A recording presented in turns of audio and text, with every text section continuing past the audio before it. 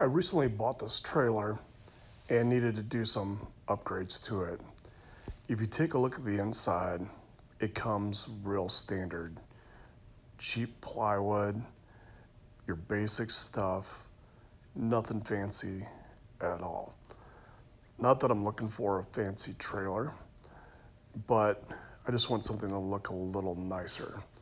So I took this trailer and cleaned it out the best that I could and did a couple different things to it.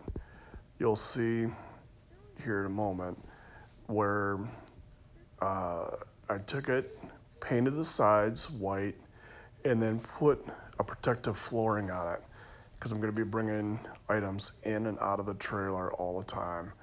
And I wanted something that's going to hold up and not just fall apart in a year or two. So the process was really easy to do. And as you can see, this is your standard trailer. So I bought some rust-oleum floors, as you can see here in the photo. And the process was simple. And take a look at how it turned out. The photos just don't do this justice. It is awesome. And now I've had it for over a year and a half, and you can still see the floors are holding up great. The sides, I've been very careful not to touch them, but simple white walls and then the flooring. And I've had